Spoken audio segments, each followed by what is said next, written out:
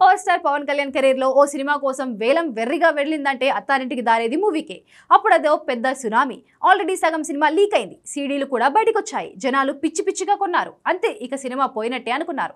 అత్తారింటికి దారేది ఎంత బాగున్నా సినిమా సగం వరకు లీక్ అయ్యాక ఆడటం కష్టమని కన్ఫర్మ్ చేసుకున్నారు.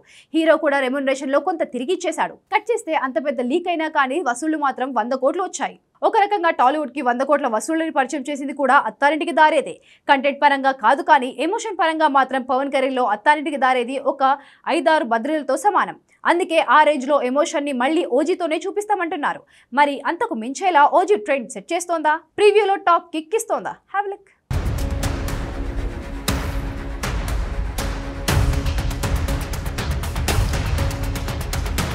ఓజీలో 5 ఎలిమెంట్స్ ఈ సినిమాను అగ్నిపర్వతంగా మార్చబోతున్నాయి. అందులో ఒకటి ఓజీగా విచిత్రమైన పాత్రలో పవన్ కనిపించడం, 2 తన look, bell bottom 80s backdrop, Mumbai mafia, గాయంతో రగిలే చీతాగా తన రివెంజ్, ఇవన్నీ కలిసొచ్చే అంశాలే. ఇక 3వ అంశం మైండ్ బ్లాంక్ చేసేలా తమనిచ్చిన పాటలు, తూటాల్లా పేలుతున్న బ్యాక్గ్రౌండ్ మ్యూజిక్. ఇక 4వ అంశం ఇందులో star cast, Imran Hashmi, Arjun Das, Prakash Raj and కోతో డిఫరెంట్ కాంబినేషన్. అన్నింటికి మించి సాహో క్లైమాక్స్ లో ఇచ్చిన ట్విస్ట్ లాంటి హెవీ ట్విస్ట్ ఇందులో ఉండటం, అది కూడా సీక్వెల్ కి దారిచ్చేలా ఉంటుందని తెలుస్తోంది.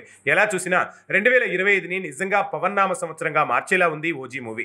ప్రివ్యూ రాత్రి 10 గంటలకే అయితే ఫిలిం టీంతో పాటు చాలా మంది సినీ సెలబ్రిటీల కోసం 3 గంటల ముందే ప్రివ్యూ పడింది. టాప్ కిక్ ఇవ్వటం కాదు, సినిమా చూసిన స్టార్స్ కి కూడా మతిపోతుంది.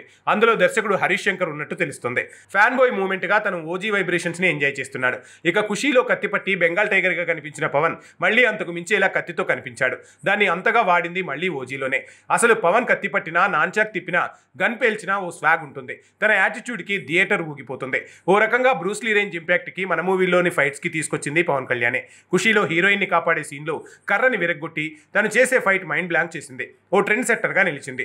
అన్నింటికి మించి 2.5 గంటల నిడివితో ఓజీ వస్తుండడంతో సోసోగా ఉన్న సునామీ రావటం ఖాయం. అలాంటిది ఏమాత్రం కథ కనెక్ట్ అయినా కాసుల వరద పారటం పక్కా.